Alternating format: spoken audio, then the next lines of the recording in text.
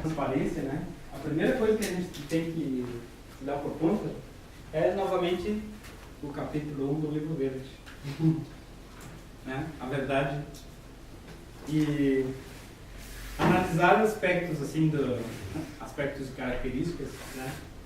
Também envolve uma análise, assim, mais, eu diria assim, mais simples até, que é a análise das coisas que a gente faz durante o dia, né? A hora que a gente levanta, por que a gente levanta, o que a gente faz.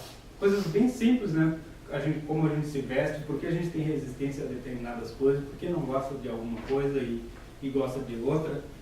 Parecem coisas bobas até, simples demais, mas por quê? Por que nós criamos determinados padrões?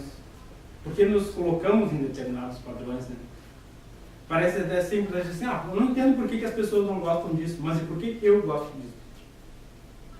O que foi que me levou a eu, né, gostar de azul e não do vermelho?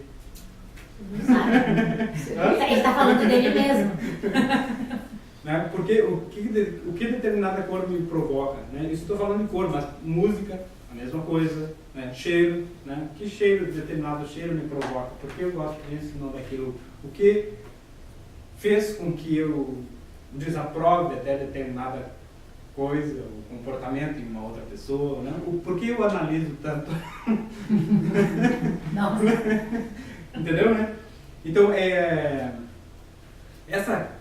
esse ponto, que é a verdade, ela vai nos trazer a transparência. E a transparência vai nos trazer a verdade sobre nós mesmos. É o primeiro ponto, talvez o mais importante de todos, para a gente conseguir entender quem a gente realmente é. E adquirir cada vez mais força, mais confiança, né, sobre o nosso processo interno. Uma coisa interessante que a gente sempre fala, assim, aqui, quando a gente começa um trabalho mais apurado, mais aprofundado sobre nós mesmos, mudam muitas coisas, né? Alguns atribuem a essas mudanças a uma coisa meio sobrenatural, meio mágica, mas se nós mudamos um comportamento, muda a nossa relação com as pessoas e, por consequência, muda o interesse, muda a sintonia, como é que ele chama lá o negócio aquele? De quem? Daquele autor lá que tu estava citando. Muda a interação que você tem com as outras pessoas, até com família, né? E, por consequência, vai mudando o nosso ambiente, seja de trabalho, seja o ambiente direto em casa, né? Então, às vezes parece assim, foi mágica? Não, foi simplesmente uma direção diferente que a gente deu para a nossa própria vida. Foco. Um foco de entendimento um pouco diferente, né? A mudança da direção que a gente estava tomando. E aí, por consequência, vai mudando todo o ambiente, vão mudando as pessoas, vão mudando o interesse por causa do, né? A gente costuma chamar a vibração, ou sei lá o que, né? A interação. Mas é uma coisa bem simples, que é só a mudança de um padrão de consciência. Bom, agora nós vamos entrar na parte 4b. Nós vamos analisar brevemente os 3 tópicos introdutórios, que são o 96, o 97 e o 98. Eu acho que a gente consegue ler. Uhum. Tá? Esses 3 primeiros tópicos, a gente vai entender assim que na verdade foram umas conversas, mas que são umas dicas que foram colocadas para uma determinada pessoa ou para determinadas pessoas que atuavam com a energia para outras pessoas, né? Mas é interessante a gente entender isso para poder entender como a gente vai fazer para nós mesmos. Vamos lá? Uma aluna iniciada no nível 1, que utiliza apenas a energia do Mantir para aplicações em outras pessoas, comenta que certo dia, após uma determinada aplicação em outra pessoa, sentiu certo mal-estar, mesmo tendo seguido atentamente as recomendações que estão no manual. Durante a conversa que foi realizada por telefone, pude observar que ela se referia ao mal-estar na região do intestino. Diante disso, fiz o seguinte comentário. Para um terapeuta, o excesso de alimento pode ter como efeito a absorção de resíduos extraídos do cliente. A consequência disso poderá ser desde uma má digestão, problemas para dormir, irritação, entre outros desconfortos, até sintomas semelhantes àqueles que o cliente apresentava. Muitos métodos terapêuticos antigos ensinam a utilizar o chamado depósito ou lixo energético, para que os resíduos extraídos possam ser ali primeiro depositados para depois serem eliminados através da visualização e de certas técnicas, e que esse depósito pode conter inclusive pedaços de carne, sal e etc. Uma limpeza ou proteção energética mal conduzida destes resíduos, que não os tenha destruído apropriadamente, poderá fazer com que eles se instalem no próprio organismo do aluno, praticante ou terapeuta. Ser terapeuta, curador ou conselheiro espiritual é um sacerdócio verdadeiro. O candidato ao cargo precisa assumir as responsabilidades, os cuidados e as consequências desse serviço. No caso relatado, o excesso de alimento consumido serviu como depósito de determinadas energias negativas retiradas do cliente e absorvidas pelo aluno. Atente ao fato que esta aluna estava iniciada no nível 1, em processo de treinamento em nível iniciante, e possivelmente preocupada com o resultado que deveria manifestar, quando deveria estar concentrada na transformação que a pessoa precisa obter para não manifestar mais os sintomas ou problemas que foram o motivo dela procurar a aluna. Além disso, o excesso de alimentação ingerida incluía os de origem animal. É por isso que no manual do Mantian são feitas muitas indicações para que durante o treinamento no método, o aluno limite-se a aplicar na família imediata. Só assim ele irá conhecer as técnicas, mas sem deixar de realizar o trabalho mais importante, que é o seu próprio processo terapêutico evolutivo. No início do tratamento, mais vale o silêncio e estar livre de expectativas, sem querer nada além da transformação durante suas aplicações de energia para si e para os demais. Você lembra, né, então, que sempre quando a gente aplica noutra pessoa, a gente faz aquela outra limpeza, assim, né? Tem algum método, estava mostrando para ela outro dia um videozinho lá do... nós brevemente falamos, quando falamos das escolas e métodos, das escolas e autores, né? Ou não falamos, não sei, sobre a cura prânica.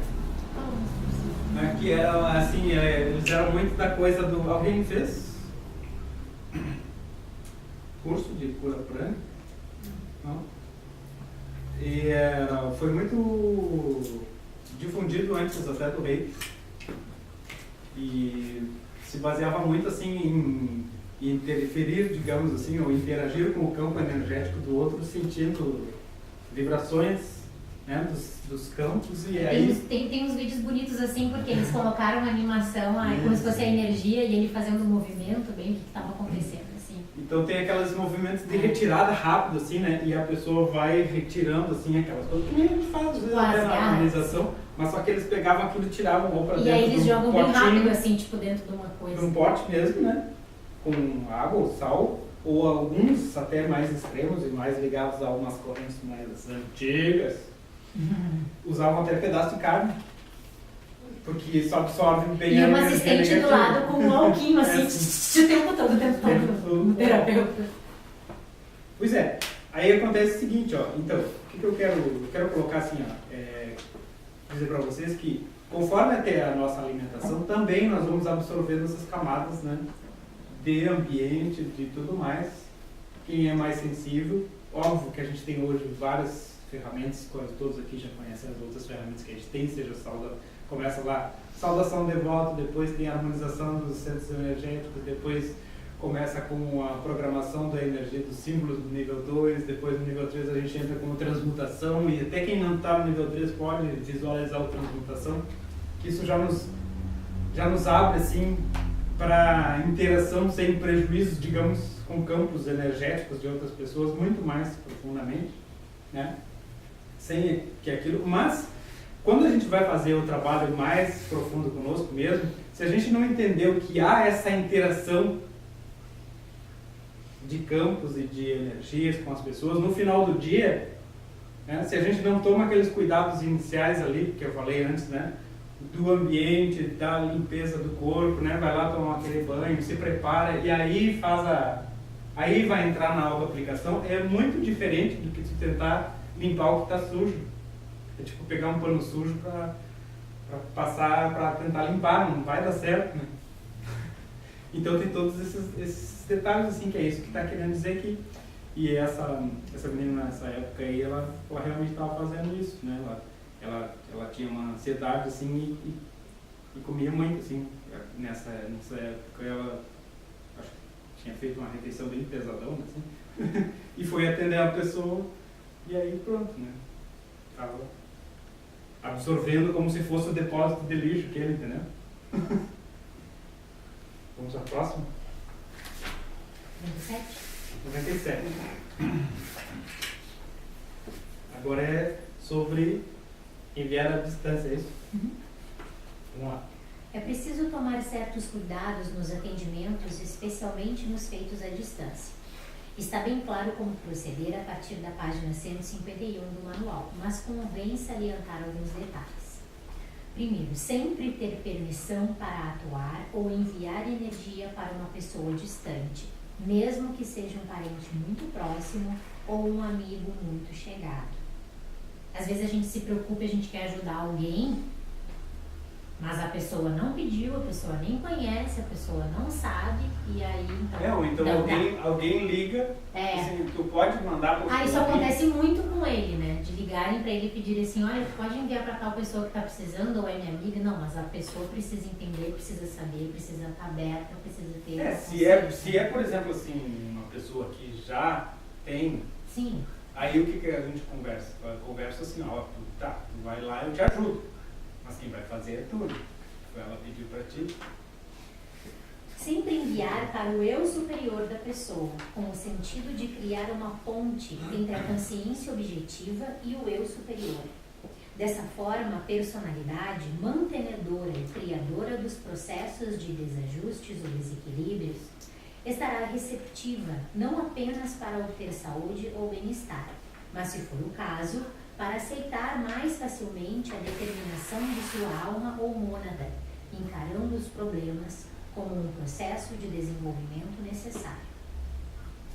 É preciso imparcialidade e amor incondicional, e é mais que necessário não confundir compaixão com intromissão. No caso de tratamentos de convalescentes, especialmente idosos, é muito necessário desenvolver as qualidades citadas acima, pois sempre a primeira ideia que vem à mente é a necessidade de ajudar, no sentido compassivo e no sentido de aliviar imediatamente as sensações desagradáveis que a pessoa esteja passando. Claro que isso é algo natural de sentir, mas é preciso avaliar a situação do ponto de vista de um aluno, de um terapeuta, de um curador agindo como um intermediário para que uma força maior, que é a energia, possa atuar de maneira a transmutar situações, eventos, traumas, bloqueios que estão com a pessoa desde muito tempo, desde muitas encarnações. O maior cuidado que o terapeuta deve ter é o de não pensar em acelerar um processo querendo o alívio total. Ele pode, com a energia, auxiliar a dar condições humanas dignas para que a pessoa tenha, no menor prazo possível, tempo para resolver seus processos internos. A energia terá o papel de, se utilizada imparcialmente, agir como uma influência benéfica e positiva no ambiente, eliminando a esfera de influências astrais e outras coisas do tipo, da mesma forma que vai auxiliando a pessoa a adquirir uma renovação de conceitos necessários a um processo de morte, ou mesmo da cessação dos processos pelos quais esteja passando. O nível de energia, o nível de trabalho que estamos tentando realizar com este tipo de energia, não pode ser comparado com as práticas terapêuticas criadas e aplicadas exclusivamente para o tratamento em nível físico, emocional e ou mental. Essas práticas são as da personalidade, e aqui com o Mantian queremos resolver as coisas que estão justamente entravando esta personalidade, podando a possibilidade de que alcance um nível mais elevado de consciência. É preciso enxergar a todas as pessoas como seres já realizados no plano interno, mas que por situações de vida e outras circunstâncias que não nos compete julgar, ofuscam a luz que está em seu interior. O excesso de energia aplicada, e agora estou falando em aplicações como o Moitian ou com outros métodos, quando utilizados de forma pura, podem acelerar o processo de morte e impedir que a pessoa resolva algum evento bem simples, mas que para ela pode ter gerado um processo de doença grave. Por isso é preciso ter amor incondicional, imparcialidade, maturidade e responsabilidade. Bom, apesar de que isso aqui esteja muito voltado para outra pessoa, né? Tem um ponto que é o essencial da gente compreender aqui, né? Que diz assim, ó, enviar para o eu superior. Né? Então, mesmo que a gente não se dê por conta, assim, ó, sempre quando a gente faz uma aplicação ou um programa para a gente mesmo, é muito importante a gente pensar em estar enviando para o nosso eu superior, no sentido de integração de todos os nossos corpos, de todas as partes do nosso ser. Ainda que a nossa mente ou a nossa personalidade não entenda. Exatamente. Como que é? E também, né, para chamar a atenção para esse fato, assim, né, de que às vezes a gente quer a melhora de um outro nível que a pessoa faça para um nível melhor, especialmente quando se manda energia à distância, mas a gente não se dá por conta desses pequenos cuidados que podem fazer o efeito ficar ainda muito maior, né? Que são os cuidados esses de sempre mandar para o superior, de sempre pedir para que possa ser feito o tratamento, porque senão fica assim, aquela velha história do quem realmente pode saber o que é o bem no outro, né? Lembra que a gente sempre fala disso? Quem está realmente consciente do que seja o bem para uma outra pessoa, né? Às vezes o que a gente pensa que é o melhor pode ser bem o contrário, né? Geralmente a gente, até diz ali no livro verde, né? Geralmente a gente dá para o outro o presente que gostaria de ter. Às vezes até tem uma afinidade assim, né? E a pessoa entende bem mesmo, tipo o Gilberto, que entende bem que eu preciso. Mas em geral, né? A pessoa não entende o que de fato seja a necessidade do outro. E como no caso aqui, já que a gente entrou no assunto também, a gente vê às vezes um sofrimento e pensa logo em avaliar, em aliviar isso. Aliviar isso.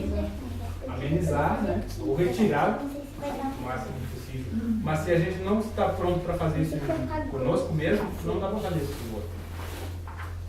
Então a ideia aqui é entender como a gente alivia a gente. Como a gente vai descobrir isso. E com esses 3 primeiros tópicos, ainda que pareça uma coisa totalmente diferente, eu quero depois, no final, que a gente vai entender porque isso tem realmente a ver com o nosso trabalho e não com os outros. Mas entendendo como se trabalha com os outros, vai se entender como se trabalhar para si. Tá? Então, para isso, a gente tem aqui, antes de entrar de fato no tema de hoje, ainda falta entrar no tema de hoje. Nós temos um outro tópicozinho só, que é esse Mestres de Ensino Fundamental. A importância do estudo formal da instrução acadêmica reside no fato que é preciso definir o que somos como personalidades viventes em um mundo tridimensional.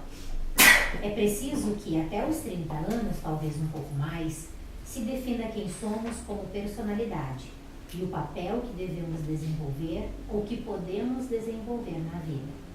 Isso é tão importante que pode fazer a grande diferença para as pessoas que atingem um potencial interno elevado possam integrar ou harmonizar o interno com o externo. Já foi dito em outros tópicos deste livro, como no 53, que existem mestres do plano interno incompletos e mestres completos. O mestre pode expressar um raio, uma linhagem, mas em grau maior ou menor, de acordo com as informações que tenha integrado em sua consciência. Quanto mais aberto ao mundo, as informações do mundo pelas experiências nas expressões físicas dos raios ou das linhagens, mais apto está a integrar o que elas representam desde o superior.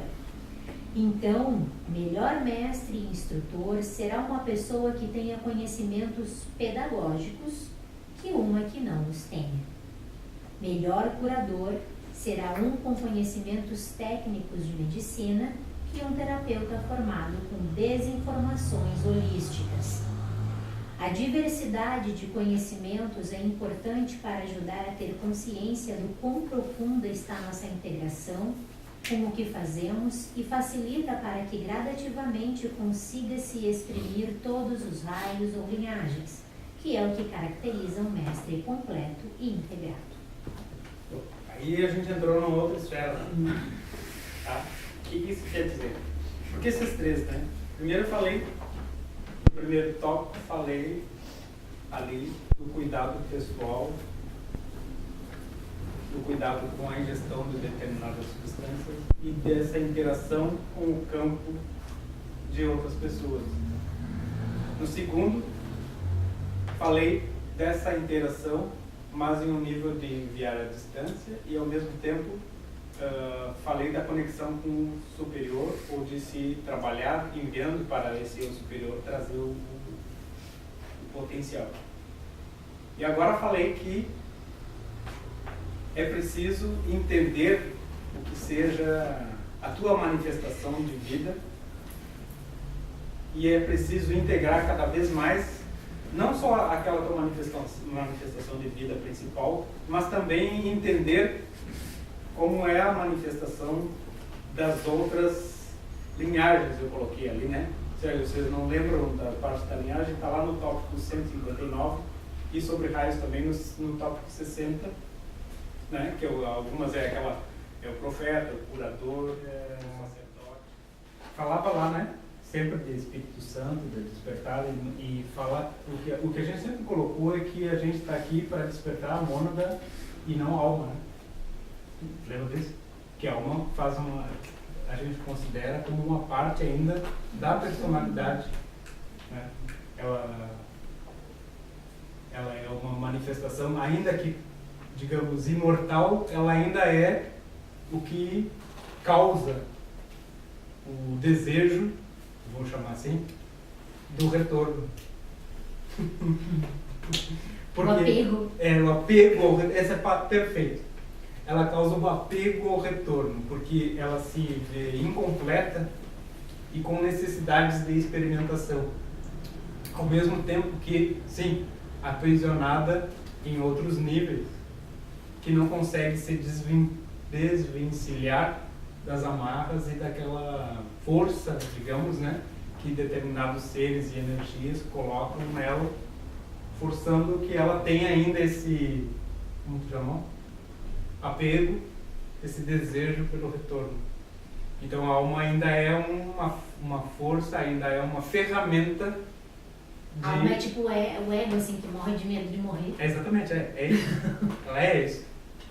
Só que aqui a gente tem que matar a alma.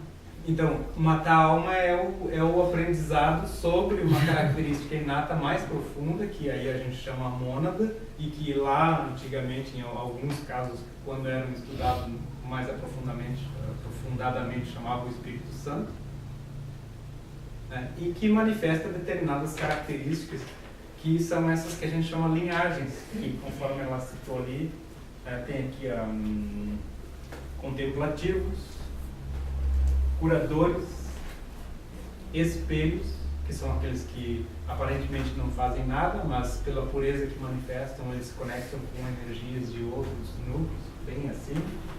Governantes, que manifestam em si a liderança, né, como uma característica inata e não como algo conquistável, como a gente vê por aí, que não tem nada a ver com governante nenhum, nada. Né? Guerreiros, que são aqueles que são os pioneiros no despertar de determinada energia e que seguem adiante. Sábios, não precisa dizer muito sobre isso. Profetas, não são aqueles que ficam dizendo as coisas para os outros, mas são aqueles que predizem uma direção a ser tomada, né, um caminho, e que manifestam isso. E sacerdotes, que atualmente o sacerdote é aquele que tem a devoção ao seu ser interno, né? Os guerreiros seriam os pioneiros do despertar, como é que falou? Acho que foi isso. Depois a gente vê a gravação. É que ele não fala duas vezes a mesma coisa. Ele não fala no mesmo lugar duas vezes. É isso.